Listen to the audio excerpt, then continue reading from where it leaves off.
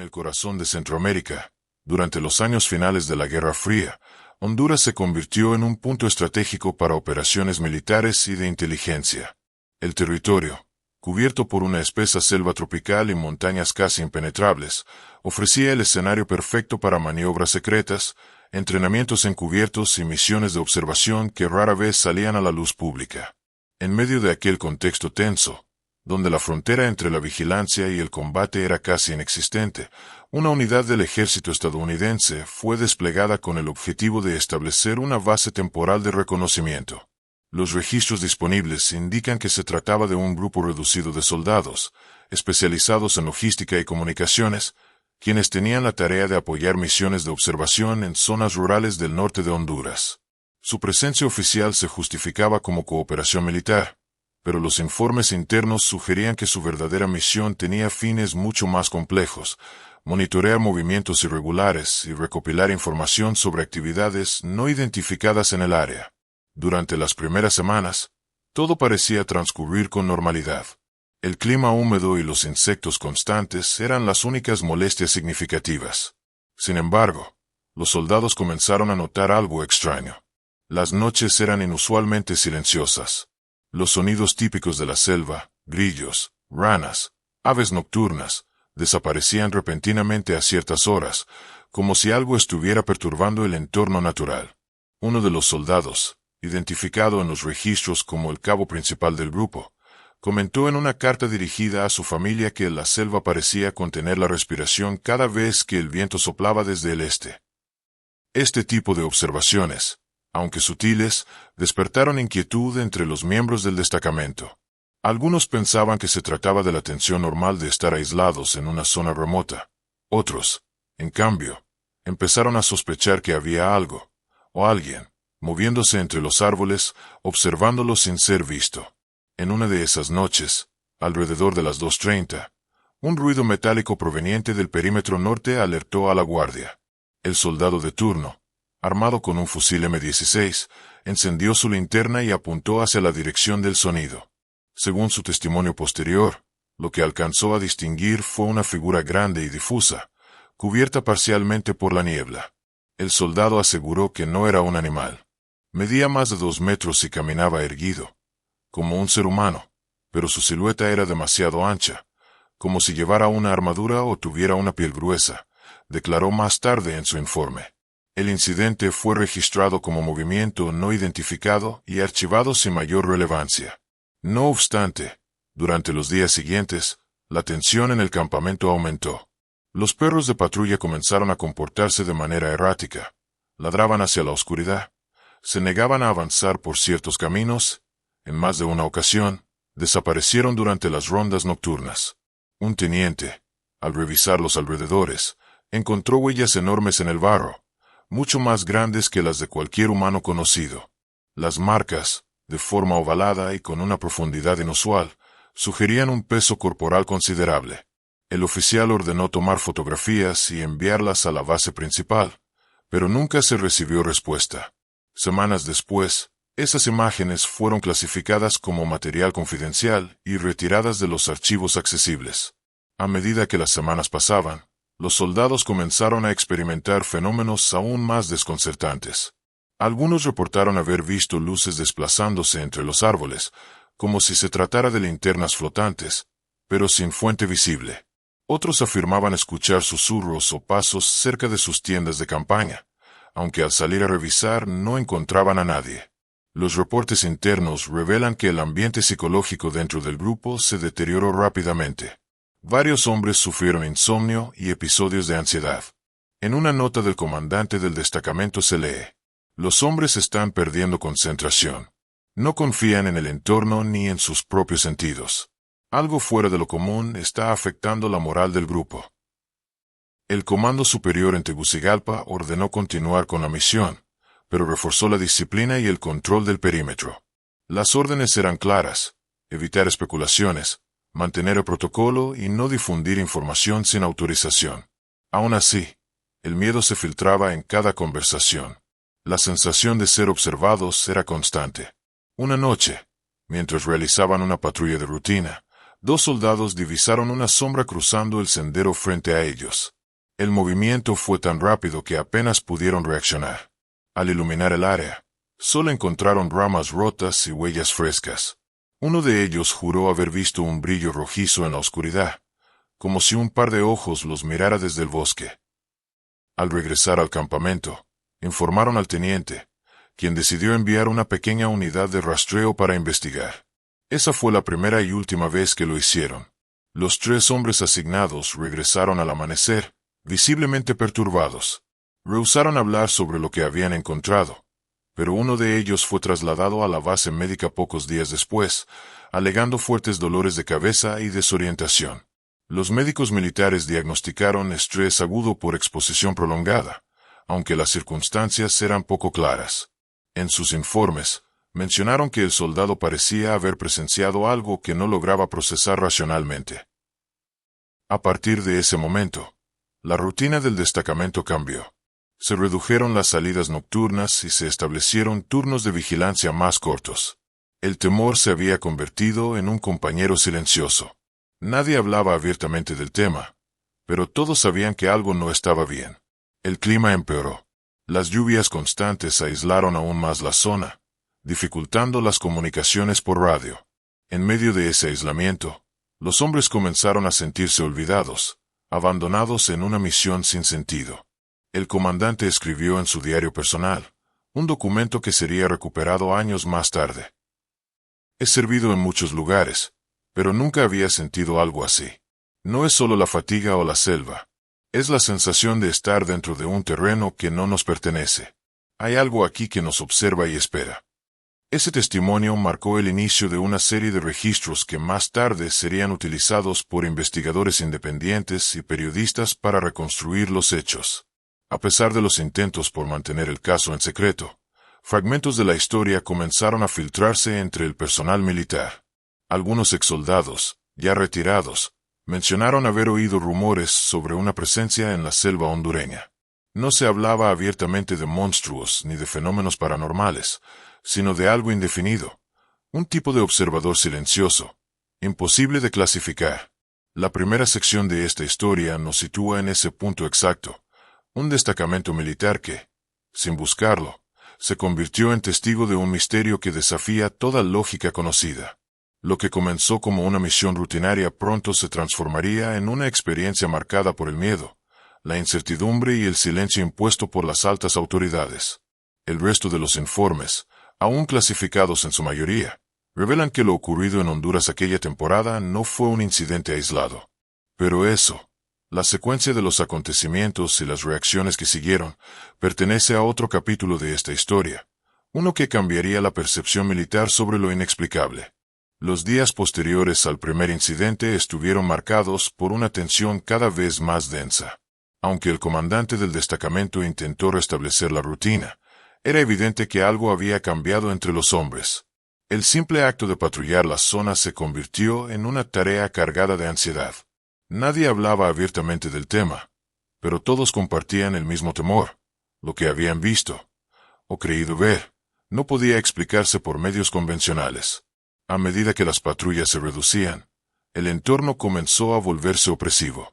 La selva hondureña, normalmente viva con sonidos y movimiento, parecía observarlos en silencio.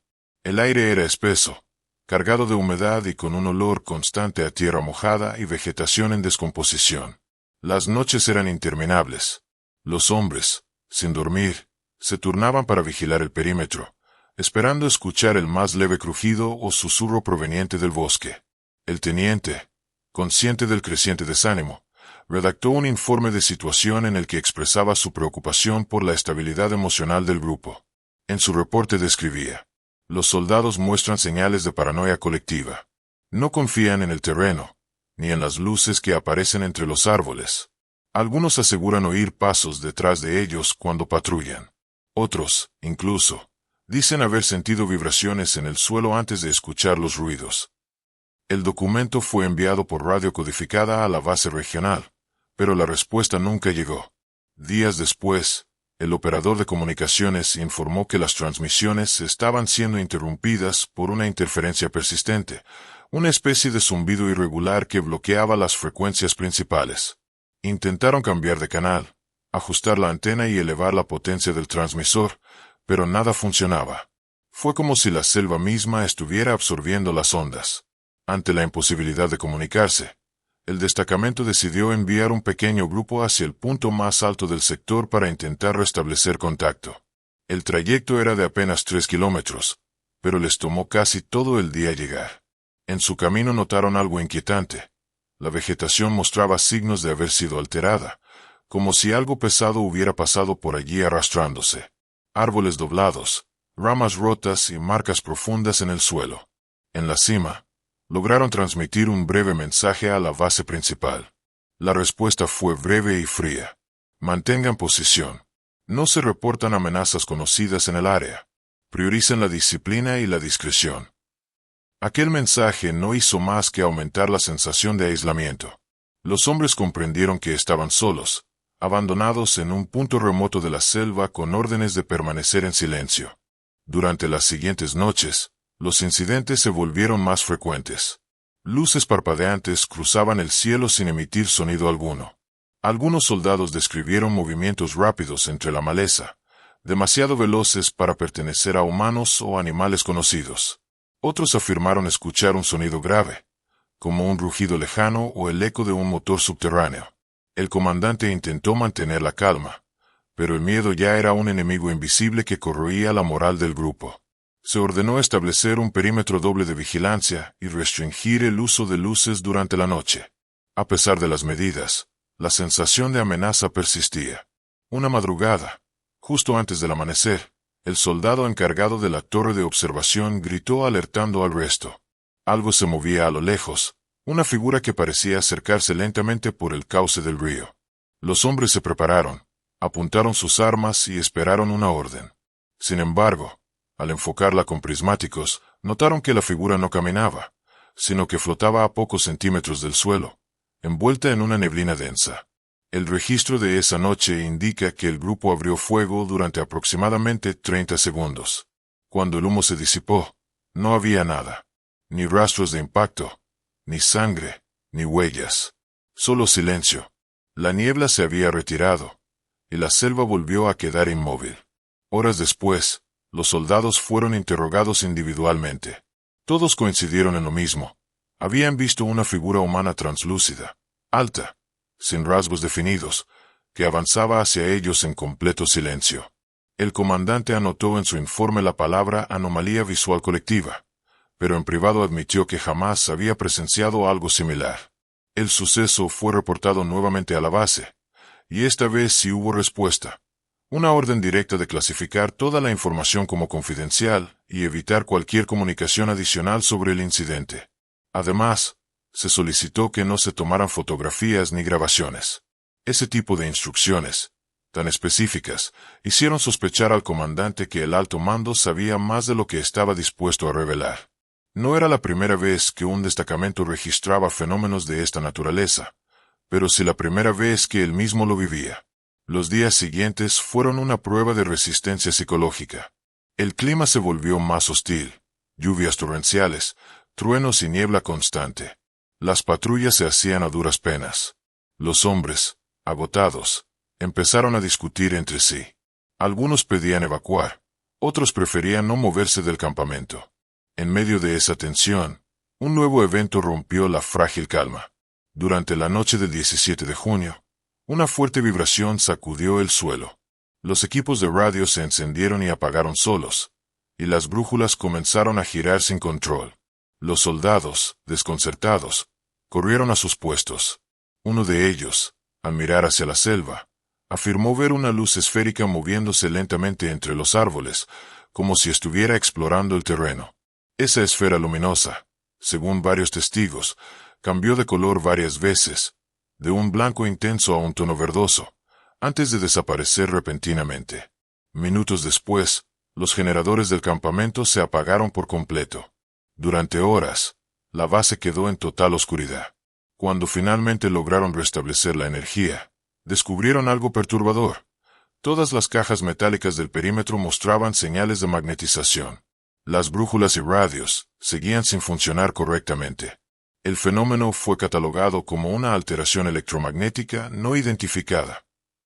A la mañana siguiente, los ingenieros revisaron el equipo y confirmaron que no había explicación técnica posible. Ninguna tormenta eléctrica había pasado por la zona, y los aparatos no presentaban daños físicos. Sin embargo, una fuerza desconocida, había afectado los instrumentos de manera simultánea. Con el paso de los días, los registros comenzaron a mostrar un patrón. Cada vez que las luces o los ruidos aparecían, los equipos electrónicos fallaban. Parecía como si aquello que los rodeaba reaccionara ante la tecnología humana, neutralizándola deliberadamente.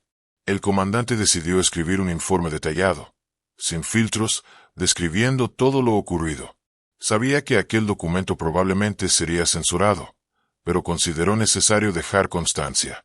Su reporte, titulado Anomalías en el sector Delta 4, fue enviado en una cápsula de datos a través de un helicóptero de abastecimiento. Fue la última comunicación registrada del destacamento durante casi 3 semanas. Cuando finalmente se restableció contacto, la respuesta de la base fue alarmantemente escueta. No se reportan anomalías externas. Procedan a evacuar y entregar el perímetro a las autoridades locales. Sin más explicación, los hombres comenzaron a desmontar el campamento. Pero en las horas previas a la evacuación ocurrió algo que sellaría el destino del informe y de sus protagonistas. Uno de los soldados desapareció. Su nombre no aparece en los registros oficiales. Probablemente fue borrado, pero los testimonios coinciden en que fue visto por última vez entrando en la selva, aparentemente desorientado.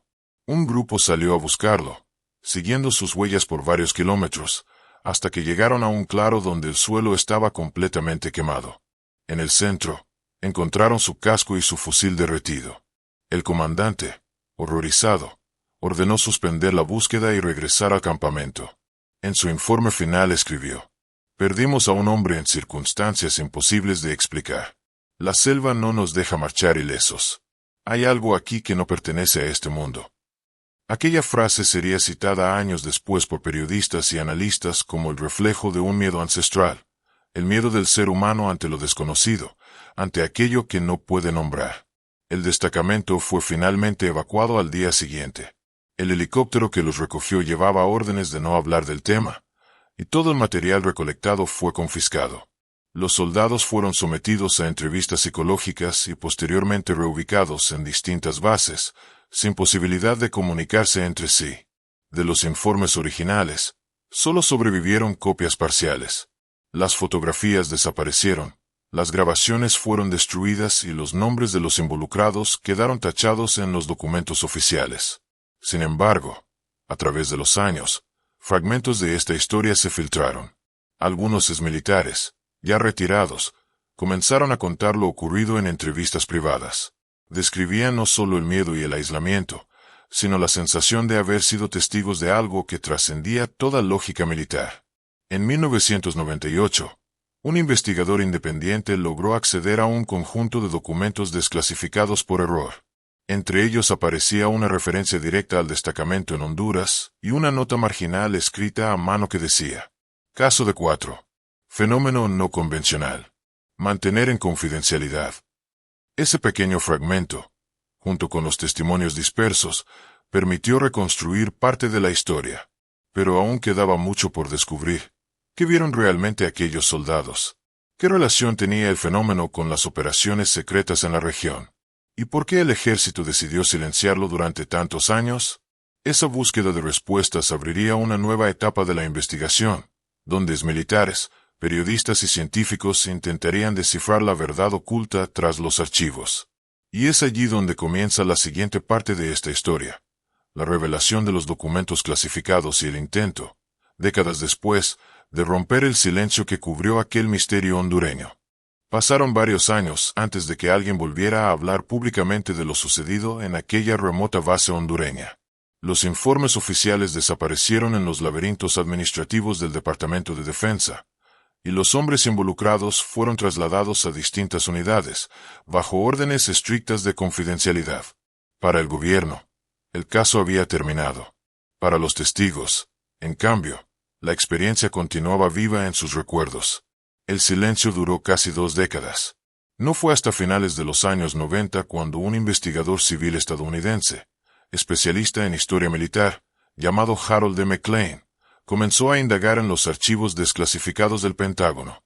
Su objetivo inicial era estudiar las operaciones logísticas de entrenamiento en Centroamérica, pero pronto se encontró con una serie de documentos que no encajaban con los reportes oficiales. Entre esos archivos, aparecía una referencia en clave: Operación Delta 4, Honduras, 1984. El documento era breve, pero mencionaba incidentes no convencionales y la pérdida de material técnico bajo circunstancias anómalas. Lo más intrigante era una nota escrita a mano en la esquina del informe: Revisión pendiente. Clasificación recomendada: FEN 3. Klein descubrió que la categoría FEN 3 correspondía a fenómenos sin explicación natural aparente. Intrigado, comenzó a rastrear más información, contactando a exmilitares que habían servido en la región durante esa época. Muchos se negaron a hablar. Otros, en cambio, aceptaron hacerlo bajo condición de anonimato. Uno de ellos, identificado solo como Sargento R., relató que había sido parte del grupo evacuado de la base en Honduras. Describió las semanas de miedo, las luces en el cielo, las interferencias en los equipos y la desaparición de su compañero. Su testimonio fue grabado en 2002 y posteriormente publicado por una revista de investigación militar en Alemania. En esa entrevista, el sargento declaró con voz temblorosa: Nos dijeron que no habíamos visto nada, pero todos lo vimos. Algo estaba allí. No era humano, no era animal. Parecía observarnos, y cuando lo mirábamos, desaparecía. La selva se volvió suya, no nuestra. El testimonio del sargento R. fue el punto de partida para una nueva ola de investigaciones periodísticas. Durante los primeros años del siglo XXI, varios medios independientes comenzaron a publicar informes sobre presuntos experimentos secretos y misiones encubiertas en América Central. Algunos relacionaban los hechos de Honduras con proyectos de observación atmosférica, otros hablaban de tecnologías desconocidas, y los más osados sugerían la presencia de entidades biológicas no humanas. Klein, convencido de que el ejército ocultaba más información, presentó solicitudes formales al amparo de la Ley de Libertad de Información, FOIA. Tras varios intentos, obtuvo acceso parcial a un conjunto de archivos digitalizados pertenecientes al Comando Sur. Entre ellos se encontraba una copia incompleta del diario del comandante del destacamento, el mismo que había escrito: La selva no nos deja marchar ilesos. El diario ofrecía detalles inéditos, descripciones de los sonidos, los movimientos en la vegetación y los comportamientos alterados de los soldados. Pero también contenía reflexiones personales. En una de las entradas finales se podía leer: Hemos llegado al límite de lo comprensible. No temo a un enemigo visible. Temo al terreno mismo. Siento que este lugar guarda una conciencia antigua, algo que nos observa con inteligencia. Estas palabras dieron origen a la teoría conocida como la conciencia de la selva, propuesta por antropólogos y científicos que estudiaron el caso años después. Según esta hipótesis, las experiencias vividas por los soldados podrían estar relacionadas con fenómenos geológicos, electromagnéticos o incluso psicológicos derivados del entorno extremo. Sin embargo, otros investigadores insistieron en que las pruebas técnicas, como la magnetización del equipo y la desaparición de un soldado, no podían explicarse únicamente mediante alteraciones naturales. En 2007, una periodista hondureña llamada María Fernanda Ruiz viajó al norte del país para investigar los posibles restos del antiguo campamento militar. Con la ayuda de guías locales, logró llegar a una zona parcialmente cubierta por la vegetación donde, según los mapas, se había instalado la base 3 décadas atrás. Ruiz documentó estructuras corroídas, fragmentos metálicos y vestigios de cables eléctricos enterrados. Pero lo más llamativo fue un conjunto de marcas en el suelo, similares a las huellas descritas en los informes de 1984, enormes, profundas, perfectamente ovaladas. La periodista grabó un documental titulado Sombras en la Selva, emitido en un canal local de Tegucigalpa. Durante la grabación, varios lugareños afirmaron que, en noches sin luna, aún se veían luces moviéndose entre los árboles, y que el ganado de las aldeas cercanas a veces desaparecía sin dejar rastro. Un anciano relató que desde los tiempos de sus abuelos algo habita en esa montaña, una presencia que no pertenece al mundo humano. El documental atrajo la atención internacional.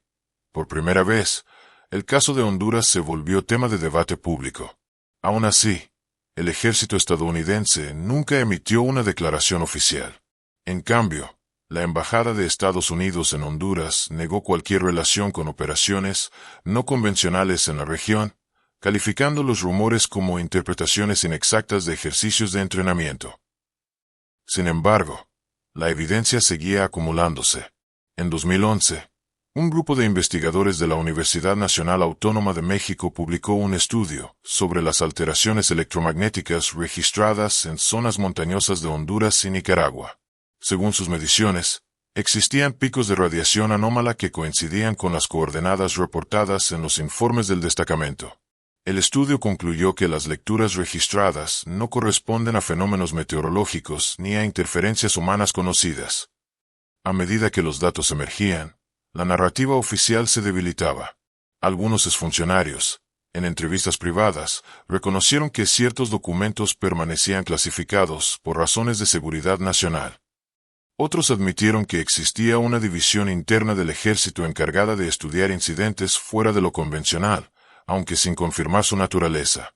En 2015, el investigador Harold Klein publicó el libro El Archivo Delta, Misterios Militares en Honduras, donde recopiló todos los testimonios, documentos y análisis disponibles.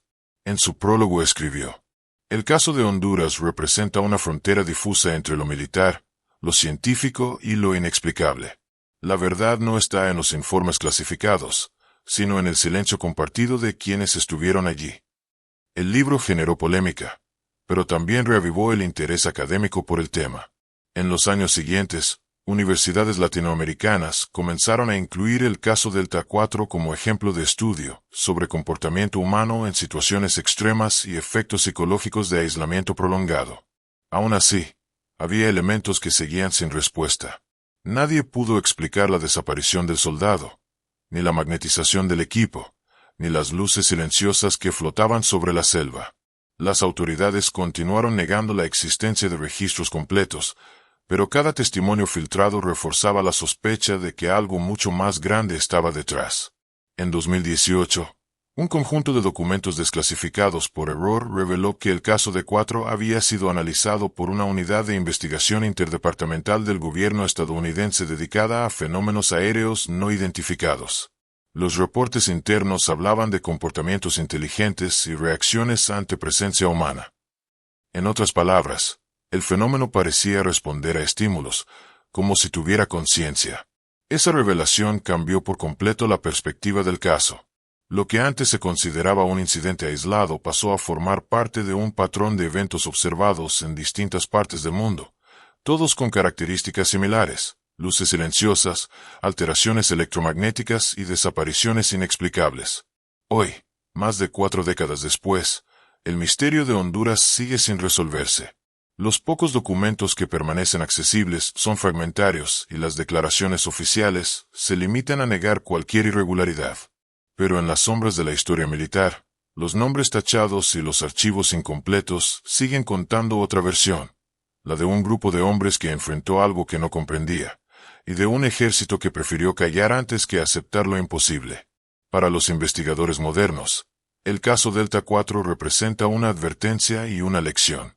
Advierte sobre los límites del conocimiento humano frente a la naturaleza, o frente a fuerzas que podrían ir más allá de ella, y recuerda que incluso las instituciones más poderosas pueden sentir miedo ante lo desconocido. Los habitantes de las aldeas cercanas aseguran que, en ciertas noches, el bosque aún guarda ecos de aquel destacamento perdido. Algunos juran haber visto luces entre los árboles, otros aseguran oír pasos y voces que se desvanecen con el viento. La selva sigue allí, impenetrable, como una guardiana del secreto que nadie se atreve a revelar por completo. Y así, entre informes censurados, testimonios rotos y teorías que oscilan entre la ciencia y el mito, la historia permanece abierta. Porque tal vez, como escribió el comandante en su diario, hay lugares en el mundo donde el terreno mismo observa, y donde el hombre, con toda su tecnología y su fuerza, se convierte en un simple visitante en un dominio que no le pertenece.